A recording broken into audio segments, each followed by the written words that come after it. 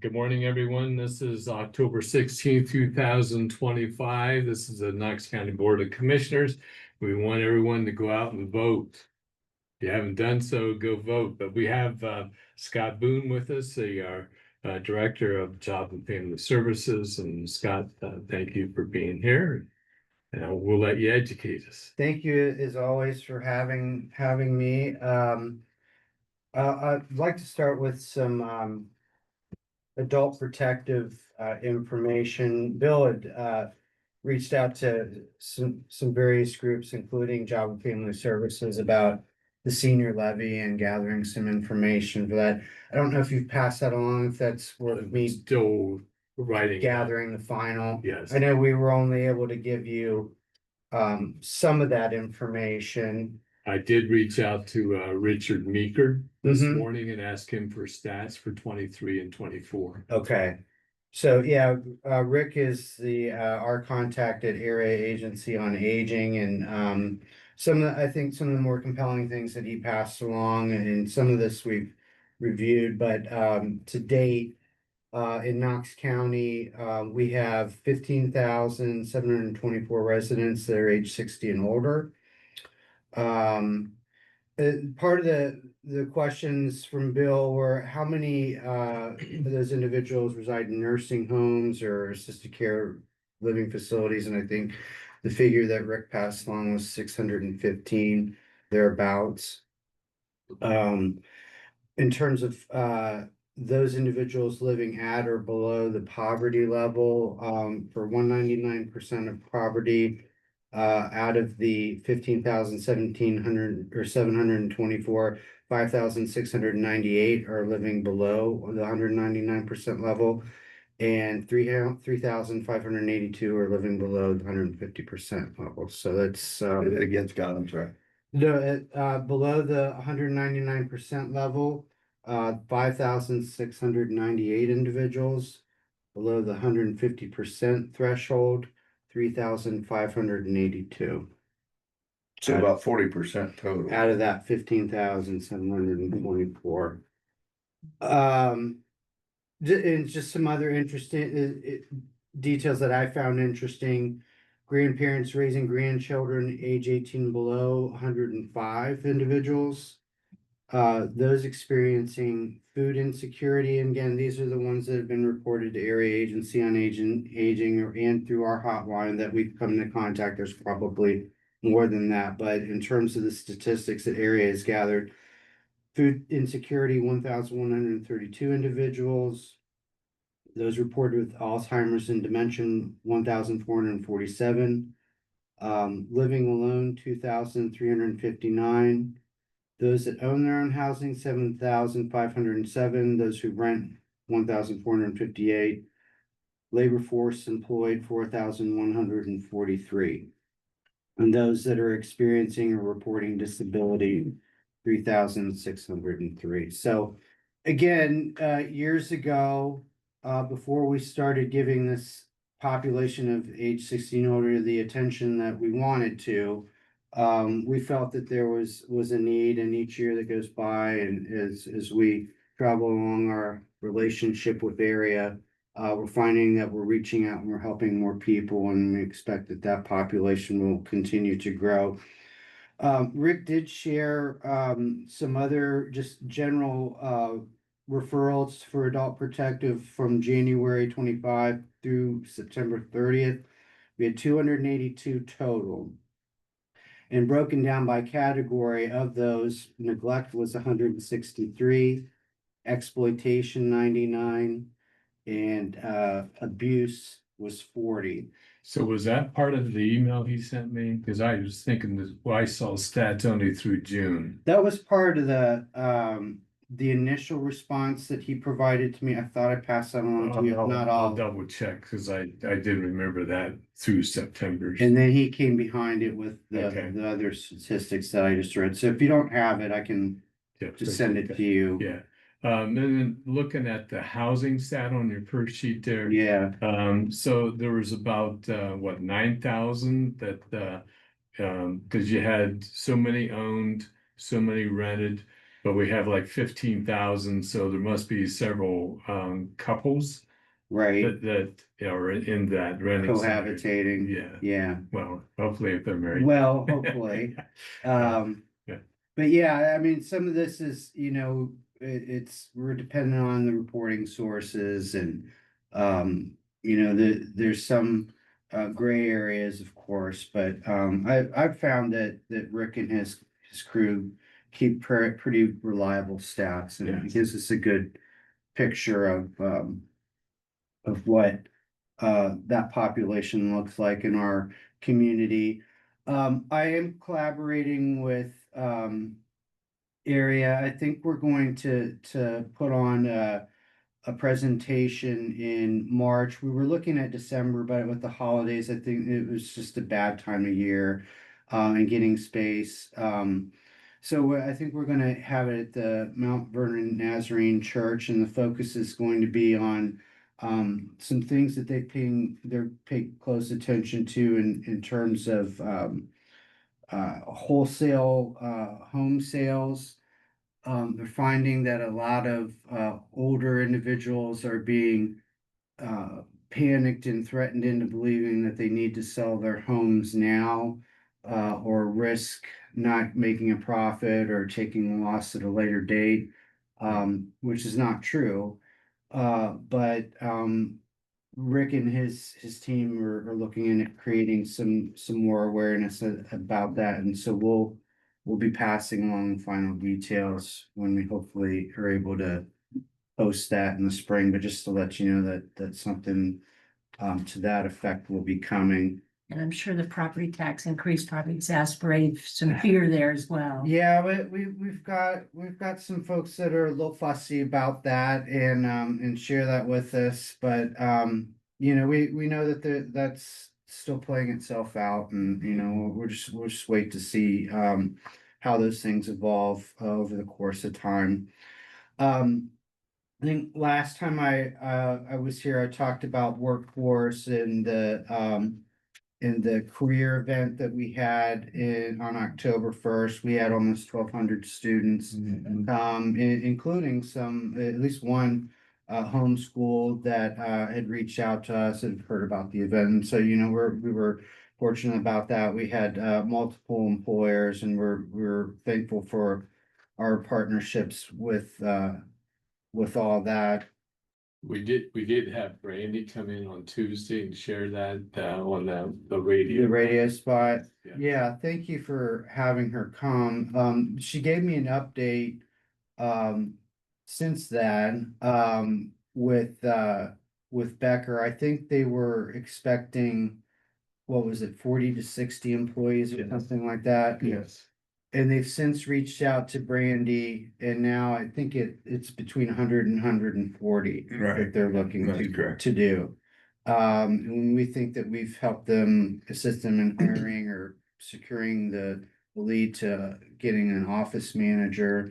And we're just working. I think they're looking at getting some more space out at Hart and Commerce Park. They All are. those different things. They're going to. They are. Okay, so there's no news bulletin there from Job and Family Services, but we are excited to hear them come, and we're excited to hear that they're growing more than maybe they had initially anticipated, and Brandy and her group do a great deal to assist with that. And I think last time I also talked about John Trott resigning or retiring from the Great Ohio Workforce Board. Lori Geary, who's been a longtime member there, will be the interim executive director Okay. for any and all of those of you who are interested. In the public assistance world, we have been getting regular information from the state about quality control audits that technically started this month and will be evolving over the course of the next year. And we're confident in our performance and the way that we're able to meet all those standards. It's a little more challenging these days because Carla is down quite a few staff, which isn't her norm. and as you've probably heard me talk about, when she brings new people in, it takes about 2 years for them to acclimate to the position and to get comfortable. And she's right now not able to keep up with the turnover as much as she would like. And then these new requirements on top of it just present a new and a different challenge. So we're just looking operationally at how we might go about attacking this a little bit differently. I'm confident that our public assistance standards will remain in the top three as they usually are in terms of the call center and those different types of things. But it just to Carla's credit, getting ahead of what she's anticipating in terms of things that might get in the way of the work and overcoming those ahead of time. We've got some really great young new managers that are part of that team, so we're excited about the future in public assistance, and the payment rates and all those different particulars we'll manage those as we go along related to SNAP benefits. So how many employees is she down? She's right now, she's down, two ERS twos and I believe an ERS one, which of those are eligibility determiners.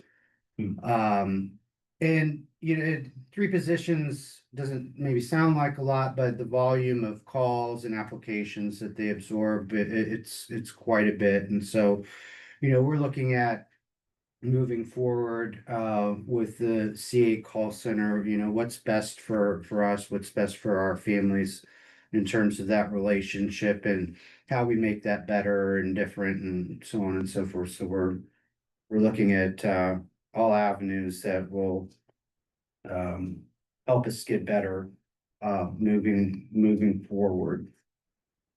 And it as always is I'm sure you do on a regular basis, we're paying attention to the budget. There was a meeting or a conference I was at earlier when there was a suggestion that there's I think a bill proposal regarding employer contributions to PERS that might, you know, if that makes its way through, might eliminate the employer contributions. So we're I know that's very early, but you know, those are some of the things that I pay attention to and talk to other directors about.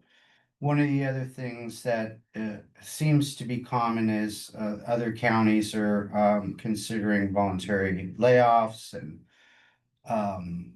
early retirements and those different types of things. We're not in that position here, and I think again, it's because as people retire, resign, move out, we reevaluate those positions and the needs and can we combine them with other things and so on and so forth. And so I think that's our own level of managing that, and we've done a very good job with it. But there are other counties that are in crisis financially.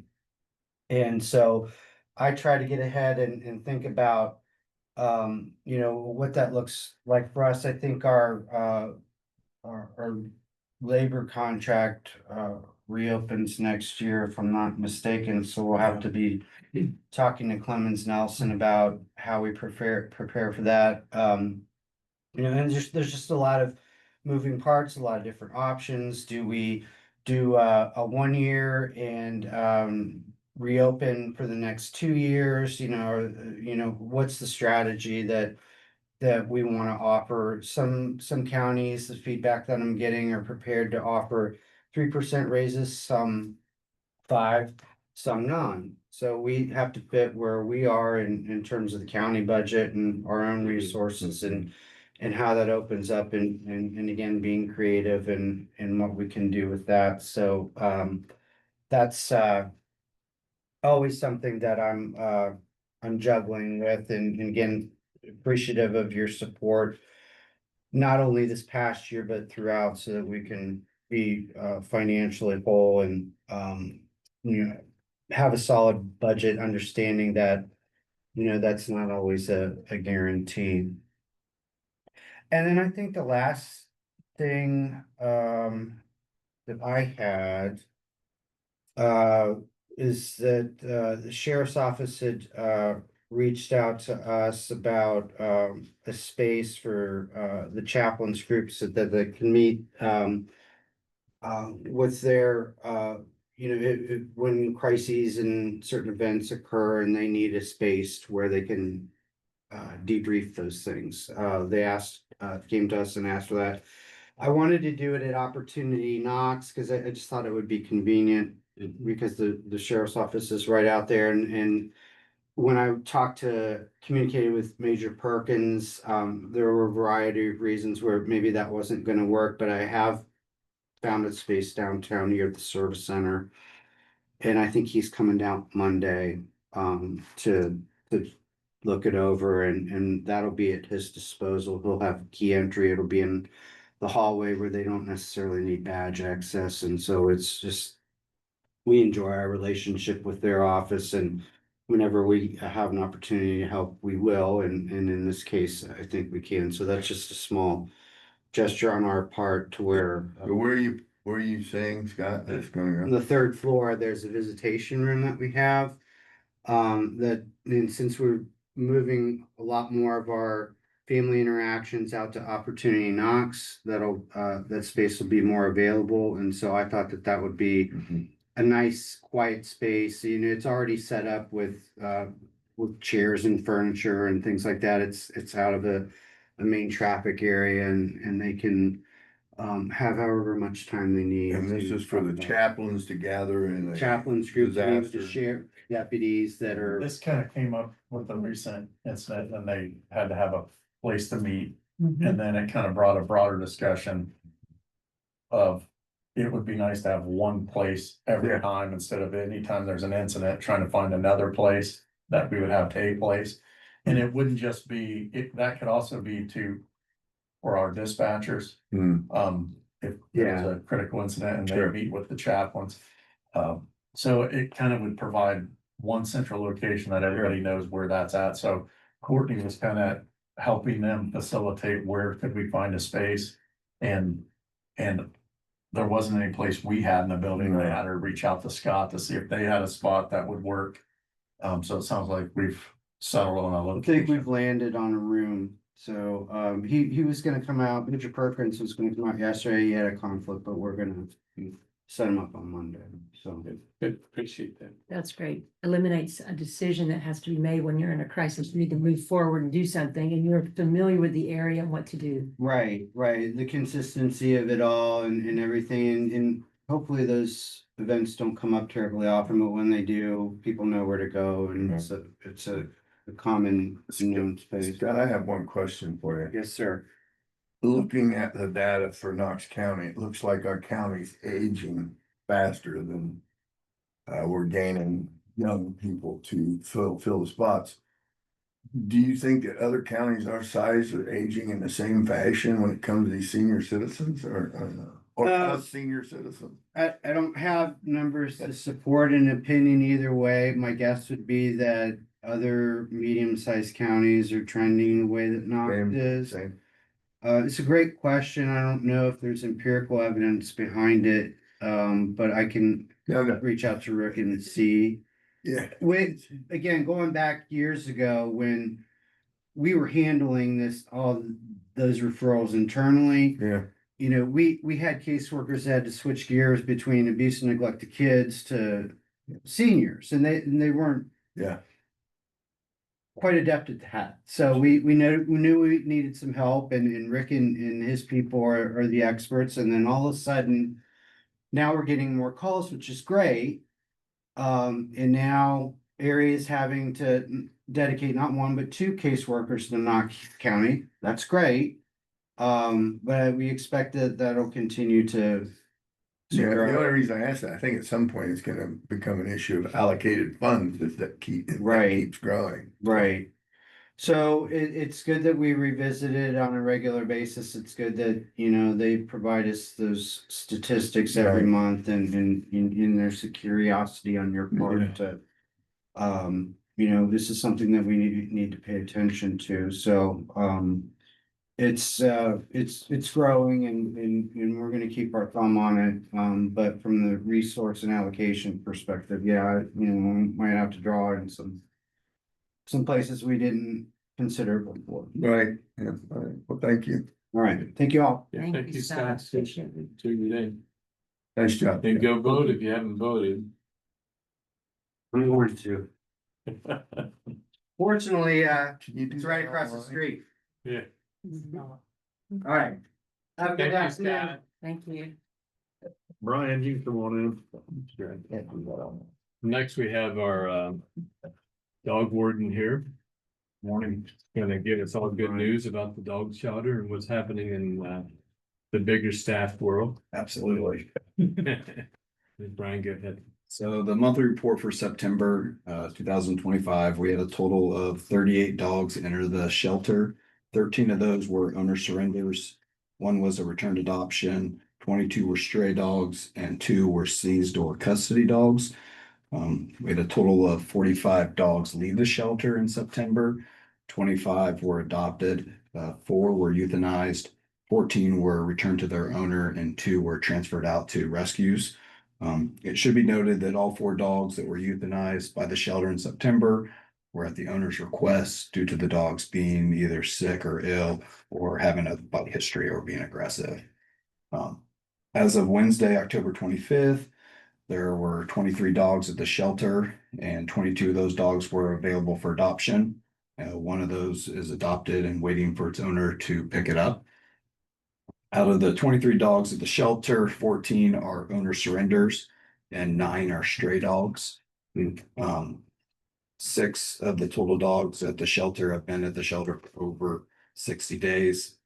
And in September, a total of 14 citations were issued by our department. Deputy Moore issued 7 citations for failure to confine, 1 citation for failure to license. Deputy Brown issued 1 citation for failure to control a dangerous dog.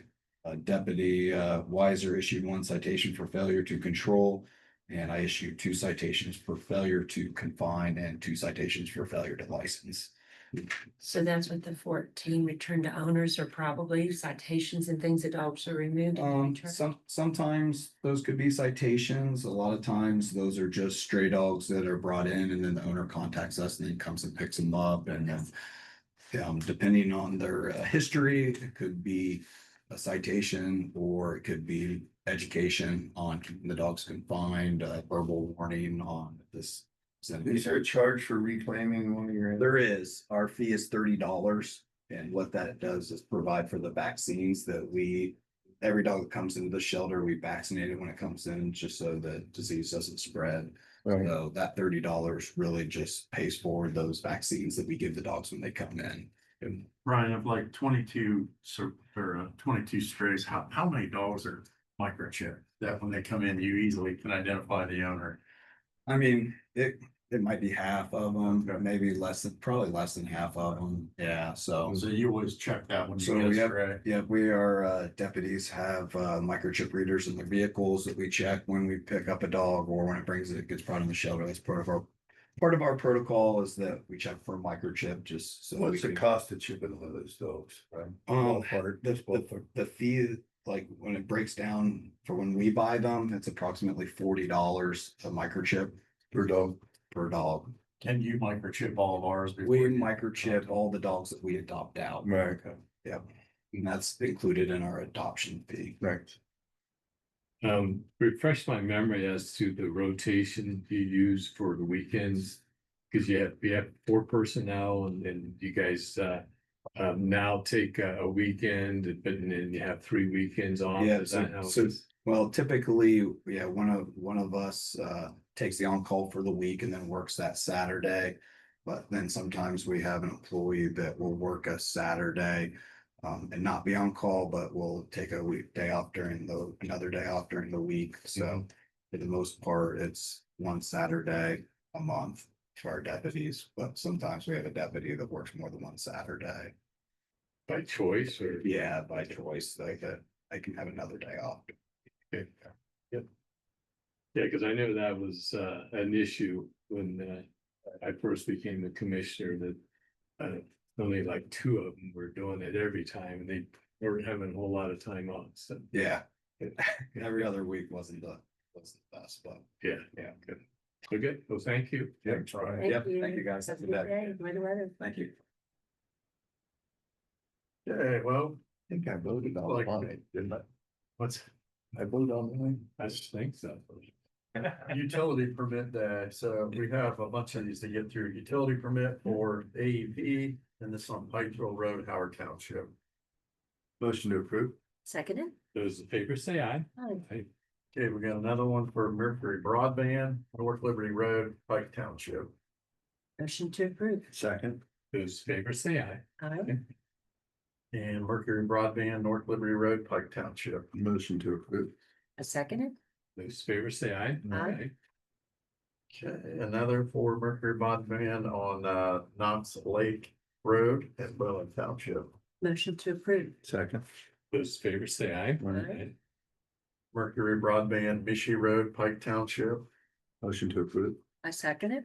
Those in favor say aye. Aye. And I guess we should say all this Mercury Broadband is more fiber that's going in through the county. We've had a lot of these lately, but just, we get that question quite a bit from the public about where that's at. And obviously you can tell this is some of that probably state fund that came back post-COVID is getting out into the field now. So we have another one on, did we do that? Oh, this one's on Mishi Road, Pike Township.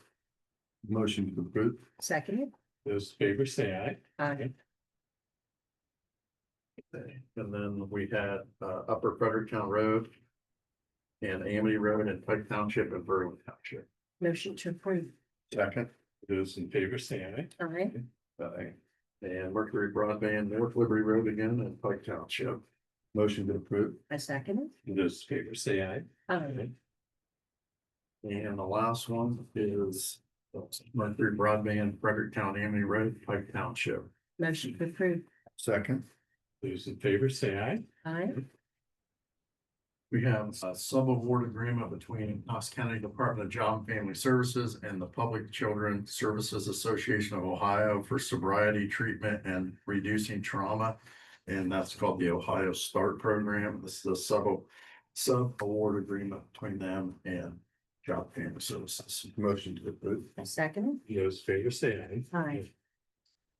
Required them to, and we do have one addition the county engineer brought down. This is the cover sheet, but this is for the Cocosing Gap Trail resurfacing project. And so this is we've done a few of these, but the formal document that you each have to sign for Cameron to submit with the plans. So, and that's ready for you to approve and sign. We need a motion on that? Yes, please. Motion to approve. Second. Those in favor say aye. All right. And just make sure on that one you sign in the right spot, because this document can't be redone, so. Sure you got your Yeah. spot. Make sure you got your spot, and you don't watch me, so you're good, yeah. And then Penny's got you set the minutes. For you, some bills, and then I'm gonna just go through these. These are things that you do not need to vote on, but we need to just formally enter into the record. The sheriff submitted the meal report for the month of September. There was 7,227 meals at $1.60 per meal. So he did submit that. The general fund interest, the treasurer submitted. So for the month of September, let's see, the total interest was $186,208.34. So we'll enter that into the record. Common Police Court submitted a order and entry for the annual jury year for the Knox County Common Police Court General Division. This is just something he submits to you and entered into the record each year. So we did receive that. We received a liquor permit for the Division of Liquor Control, and this is just to notify you that in Danville, the Dollar General has requested to sell beer only. And so it's just a notification that they have submitted that application to the state. So that's in receipt of that. There's nothing for you to sign. Do we ever have a hearing for those? You technically You can. request a hearing for those, yeah. But we typically never have. It's a notification, and then some of these are voted on. Some of them are handled through the Division of Liquor Control. And then the last item is a notice of assignment of agreement, and this is, so our tower we have with.